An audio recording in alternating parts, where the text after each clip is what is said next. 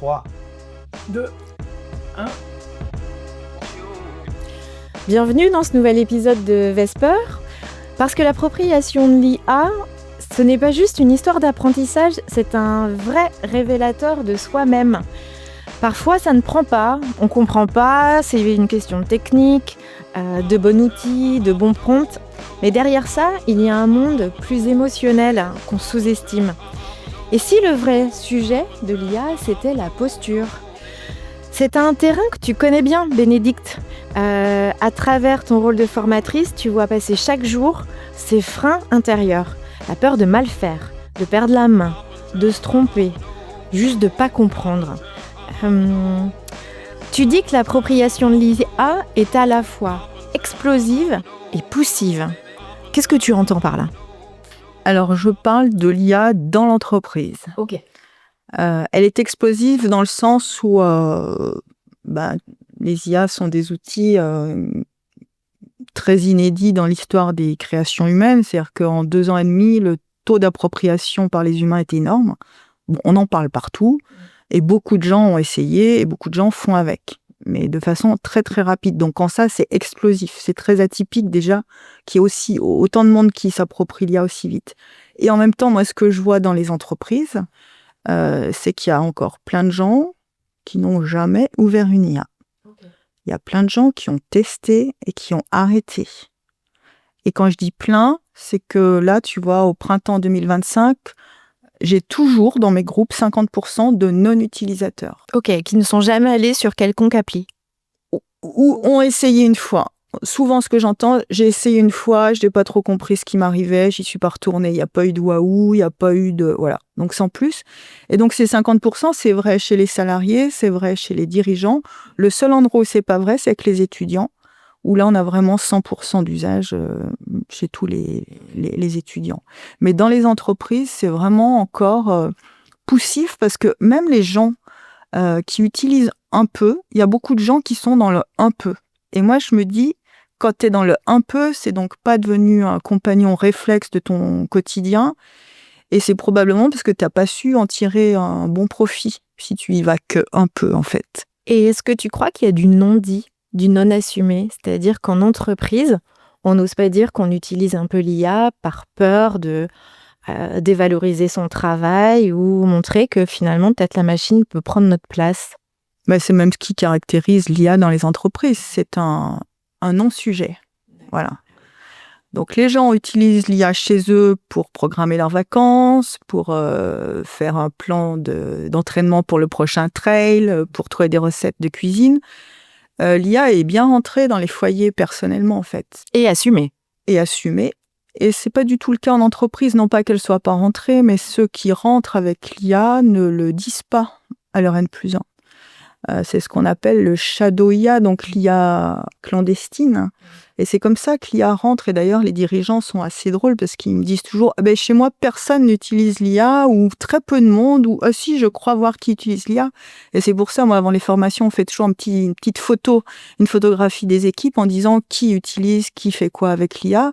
Pour peu que les gens acceptent de dire réellement les choses, les dirigeants sont toujours surpris par le nombre d'utilisateurs, en bien. Voilà, c'est plus que ce qu'ils imaginaient. Et pour autant, c'est toujours pas un usage de tout le monde, et c'est pas du tout un usage quotidien. Voilà. Donc si c'est pas la technique en soi forcément qui bloque, parce qu'on peut aller assez facilement chatouiller ChatGPT, c'est plutôt nos émotions. Ça veut dire que l'IA réveille quelque chose chez nous, dans notre posture. Ça fait appel à quoi ? En fait, je pense que l'IA, déjà, elle arrive dans un moment de l'histoire qui est un petit peu anxiogène, parce qu'elle arrive à un moment où il y a des questions écologiques, il y a des sujets politiques, il y a des sujets économiques, il y a des sujets sociaux importants, et l'IA est souvent perçue comme le truc en plus, quoi. Et on est déjà tellement sollicité dans notre agilité au changement, là, en ce moment, parce que le monde bouge plus vite qu'il ne bougeait avant, que l'IA vient donner la couche de plus. Ouais, et donc, un accélérateur encore plus enflammé. Et les gens qui sont déjà un peu, et quand je dis les gens, je me mets dedans, on est un peu à la peine de l'absorption de ces changements, même ne serait-ce que pour les comprendre, tu vois, pour en prendre acte, se dire putain, il va falloir que je me fade en plus l'IA par-dessus, qui débarque un peu sans prévenir. En plus, on ne s'est pas préparé au truc. L'écologie, pour peu qu'on veuille l'entendre, depuis 30 ans, on savait que ça nous pendait sur la tête. Là, l'IA, ça débarque dans le truc et ça vient nous chatouiller sur notre capacité à gérer ce changement, je pense, sur notre capacité à gérer nos compétences, notre confiance en tant qu'humain. Et ça vient aussi nous bousculer par son nom dans notre intelligence. Un sujet où on se pensait un petit peu les rois du pétrole à l'échelle planétaire. Et on a un petit deuil de notre ego humain à faire avec l'IA. Et ça fait un maelstrom d'émotions et tout le monde ne réagit pas de la même façon. Il y a des gens très optimistes de nature qui envisagent l'IA comme un enthousiasme, une possibilité de faire bien mieux et plus vite les bonnes choses. Et puis, tu as des gens plus anxieux qui sont dans des situations personnelles plus difficiles pour qui c'est le coup en trop, en fait. Et en tant que salarié, on peut pas, enfin, dirigeant aussi, on peut pas éviter la question quand même de se dire mais est-ce que demain l'IA sera pas à ma place, quoi.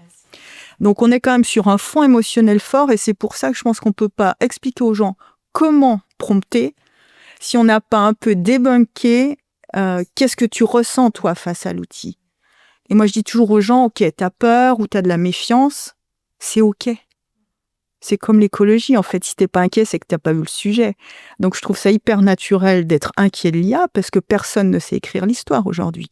Que tu sois optimiste ou pessimiste, c'est une option que tu poses sur l'avenir. Donc, on sait pas ce que ce sera. Mais en tout cas, il faut pas que la peur paralyse au point de pas s'intéresser au sujet. Je pense que c'est vraiment important de rester quand même dans la course, pas forcément de l'usage, mais au moins de la curiosité sur ce truc-là. Alors justement, toi, t'as formé 500 personnes depuis 18 mois, ton sujet de prédilection. On disait des codir, des salariés, des profils assez larges, des groupes métiers. Et tu as identifié des grandes postures face à l'IA. Il y a ceux qui n'y vont pas, on en parlait, la peur, la crainte. Il y a ceux qui ont essayé sans succès, qui ont refermé. Ceux qui plafonnent dans leurs usages parce que ils se sentent pas experts, mais ils arrivent quand même à sortir un peu leur épingle du jeu. Et puis, il y a ceux qui sont enthousiastes, mais qui se noient dans la techno. Parce qu'effectivement, des IA, aujourd'hui, il y a une proposition, un catalogue d'IA, et on se dit laquelle pour tel usage, pour tel rendu. Est-ce que tu peux nous identifier au moins ceux qui n'y vont pas et ceux qui se noient dans la techno par des exemples, qu'on comprenne bien un petit peu la posture, parce qu'on voit vraiment que c'est le champ actuel de positionnement. Alors, chez ceux qui n'y vont pas, moi, j'ai de la chance de tomber que face à des curieux qui ont quand même s'ils n'y étaient pas allés, ils font l'effort de venir en formation. Donc, ils ont envie quand même de comprendre. Donc, il y a toujours une curiosité derrière ces gens-là, mais j'imagine qu'il y a par ailleurs des gens qui en ont peur et qui n'ont pas la curiosité. Donc, ces gens-là, je ne les vois pas de fait. Mais chez ces gens-là, il y a souvent la peur d'un sujet trop techno. Les médias renvoient probablement l'idée que l'IA, c'est un sujet de techno fait par des grosses boîtes américaines, par des gens câblés de façon très scientifique, enfin voilà. Avec des éléments de langage un peu spécifiques. Donc on en parle soit sous l'angle de l'investissement, donc c'est des milliards de dollars, soit sous l'angle de l'innovation scientifique, algorithmique, etc. Donc ça fait flipper les gens. Ou du risque de données absorbées, volées. Et donc là, ça renvoie aussi à ce que chacun a dans son imaginaire face au mot intelligence artificielle. Si comme moi, ils ont lu de la science-fiction, ça finissait rarement bien en fait. Donc on a tous ces angoisses sous-jacentes-là. Et moi, ce que je vois en formation, c'est souvent des femmes. Il faut aussi se dire qu'il y a un petit biais de genre avec l'IA, c'est que les femmes s'approprient moins l'IA que les hommes en entreprise. Et souvent, l'expression, c'est de dire, avant la formation, dire « t'iras doucement parce que moi, la techno, j'y comprends rien ». En fait, il y a ce frein techno, ok. Et donc, je commence toujours par détendre ces personnes-là en leur disant « ça tombe bien, l'IA, c'est pas de la techno, c'est du langage. Donc, tu sais parler, tu sais écouter, tu vas fonctionner. » Déjà, là, tu dédramatises beaucoup, en fait. Exactement. Mais je pense que c'était la seule parole, en fait, que les gens ont besoin d'entendre. Les gens qui ont peur de l'IA, c'est est-ce que je vais être capable, est-ce que je vais être à la hauteur de ce truc qui a l'air tellement intelligent, tu vois. Donc derrière, tu as une peur de confiance en soi, de compétence vis-à-vis de la techno. Et puis chez les femmes et chez d'autres personnes, c'est l'idée qu'on va tricher avec l'IA. C'est de la triche. Tu sais, les femmes, elles construisent leur sens au travail sur la compétence. Je sais faire, je maîtrise mon sujet, voilà. Là où les hommes, on sait, ils vont aussi valoriser le réseau et puis l'image d'eux-mêmes dans l'entreprise, etc. Les femmes, elles sont vachement focus sur ma compétence. Et du coup, faire par l'IA un truc qui est mon identité dans le travail, ce qui me donne du sens, ce qui me fait lever le matin aussi d'ailleurs, c'est beaucoup plus confrontant aussi. Et donc cette angoisse-là de mais est-ce que c'est de la triche si c'est plus moi qui le fais ou... Donc les gens n'ont pas la conscience que l'IA peut être un atout pour eux, un partenaire pour eux et renforce leurs compétences et ne vient pas en concurrence avec eux. Donc ça, c'est vraiment le truc le plus classique que je croise en entreprise. Et puis de l'autre côté, comme tu dis, il y a aussi les gens qui sont éblouis par les avancées de l'IA. Et je dois dire, pour les gens curieux, moi, ça fait donc 35 ans que je fais du marketing et que je suis les évolutions technologiques, ça va à un rythme, en fait, qui est inhumain. Très clairement, c'est inhumain ce qu'il y a comme nouveauté tous les jours, toutes les semaines, etc. Il y a une baston tellement énorme entre les grands acteurs que ça impose un rythme d'innovation qui est inhumain à l'entendement d'un humain comme toi et moi. Donc notre absorption. Donc ça peut être à la fois une lumière que tu ne fais que regarder et tu veux être au taquet de tout ce qui est sorti, machin, mais quand tu mets ton énergie là, tu peux pas la mettre à j'expérimente, je fais avec les outils, je vois leurs limites très concrètes et je les transpose dans mon quotidien professionnel. Donc tu vois, c'est vraiment deux risques importants. Soit la lumière techno et puis en fait tu t'appauvris dans ton usage et dans ta pratique professionnelle quasiment. Et puis c'est vrai que c'est frustrant parce que tu mets en place un truc et dans 3 semaines peut-être, tu as un outil clé en main qui fait le truc mieux que ce que tu as pensé pendant plusieurs semaines. Donc c'est à la fois très enthousiasmant et très frustrant. Et ça, je pense qu'on va faire des burn-out de l'IA. Mais vraiment, parce que quand tu veux être curieux de l'IA, c'est trop. Donc il faut avoir cette énergie de retour au quotidien. C'est quoi mes tâches ? C'est quoi la valeur que j'apporte à ma tâche, à ma fonction ? Et comment l'IA vient me servir moi ? Mais arrêtez de toujours regarder ce qui sort, ce qui change, voilà. Mais il faut le bon compromis. En entreprise, justement, c'est cette posture-là qui va être délicate parce qu'on attend de toi d'être toujours plus performante, savoir bien faire ton travail de base. Peut-être qu'aujourd'hui, un manager peut te dire « Mais attends, ça, tu peux déléguer à l'IA, passe à autre chose ». Il faut réussir à se positionner là-dedans. Alors, ce qu'on sait, c'est que c'est rarement quand c'est le manager qui dit que ça marche. C'est aussi un des trucs qui fait que l'IA n'explose pas dans l'entreprise, c'est qu'on sait aujourd'hui que les gens s'en emparent quand ça vient d'eux. Et pas quand c'est quelqu'un au-dessus qui a pensé que l'IA pourrait être bien pour eux. Parce que derrière l'usage de l'IA, il y a la relation au sens qu'on met dans son travail. Et autant, en fait, la grande différence entre l'IA et l'informatique ou les outils numériques avant, c'est que quand tu utilisais un logiciel, tu savais pourquoi tu l'utilisais. Et quand une entreprise met un ERP en place, elle va gérer le changement, ça va couiner pendant 3 mois, 6 mois, mais tout le monde va rentrer, va mettre le pied dans la chaussure du logiciel. Avec l'IA, c'est pile l'inverse. Tu peux possiblement utiliser l'IA pour faire à peu près tout et n'importe quoi. Donc tu te retrouves face à toi là. Parce qu'il faut un petit effort de créativité pour se dire tout est possible, ou quasiment tout, mais encore faut-il savoir quelles sont les limites du tout, et de se dire, mais moi, dans mon quotidien, et chacun a un poste très singulier, en fait, même à la même feuille de fonction, on va le faire, toi et moi, on va le faire différemment. Et donc, en fait, l'IA va pouvoir s'adapter à l'une ou à l'autre, mais il faut penser l'usage, en fait. Et c'est à nous d'inventer l'usage avec l'IA, et c'est là où les gens sont vachement désemparés.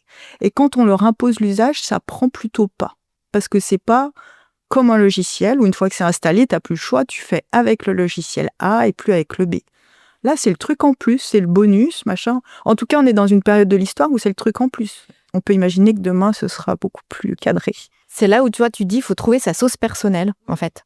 Vraiment, ça t'expérimente, tu trouves ta sauce personnelle par rapport à un objectif que tu peux te fixer ou un point que tu veux améliorer, voir autrement, te challenger. Ouais, il faut être clair sur ses besoins, sur les missions que tu remplis, sur la valeur que tu apportes à ton poste et à l'entreprise et à tes clients. Et à partir de là, se dire aussi, il y a le besoin et il y a mon envie et mon plaisir. Je pense qu'il faut vraiment qu'on se reconnecte à ça avec l'IA. Comment je peux continuer à trouver du sens à mon job si je me lève le matin parce que j'adore écrire, que dans mon poste de communication, c'est ce qui me fait briller l'œil, que d'inventer des messages, d'écrire des posts, etc. Si je te dis, ben non, tu vas plus le faire, ce truc-là, tu vas le sous-traiter à l'IA. Mais là, tu es en PLS, en fait, tu es en rupture de sens par rapport à ton rôle. Et en revanche, tu dis, OK, cette zone de plaisir, tu la gardes pour toi, tu peux la faire en partenariat avec l'IA, mais tu la gardes pour toi. Mais en revanche, tu vas enrichir, tu vas nourrir ton message, tu vas préparer le message avec l'IA, le creuser, le documenter, le rendre plus créatif, etc. Et tu gardes ton maillon de plaisir qui est celui de l'écriture. Et là, tu remets un peu de lumière dans le regard des gens. Et c'est ça, en fait, qui est compliqué avec l'IA, c'est que il faut que chacun comprenne ce qui est possible de faire avec les outils, le projette dans son métier et conserve son équation de plaisir au travail. Là où il a du sens. Est-ce que tu as les postures parfois de personnes qui attendent de l'IA qu'elle devine, en fait, qu'elle devine ses besoins, presque comme une boule magique? Oui. Ça vient d'où, ça? Parce que c'est tellement... l'expérience que tu vas avoir avec une IA est tellement au-delà de ce que tu as imaginé que si tu tires un peu la ligne, tu dis en fait, oh putain, ça peut tout. Ça peut tout, elle sait tout mieux que moi, je lui demande donc tout.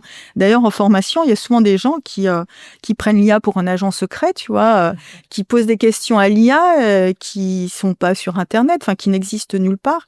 Mais on a très vite fait d'imaginer l'IA toute puissante. Et c'est là où la formation est super intéressante parce que tu poses les limites, là où elle peut pas aller, et là où quand elle y va, elle va faire une connerie une fois sur deux, tu vois. Et donc là, ça ramène les gens dans la réalité, mais je pense que c'est effectivement un levier assez naturel de se dire « Waouh, elle peut tout, elle sait tout, elle voit tout. » Ouais. Bon, l'IA, ça s'apprend pas seulement avec des tutos, c'est vraiment avec soi-même, comme un révélateur silencieux. Qu'est-ce qu'on veut obtenir comme objectif? C'est donc pas juste une affaire de prompt, mais bien de posture. Merci Bénédicte pour ton éclairage et à très vite pour poursuivre l'exploration de notre nouveau partenaire IA.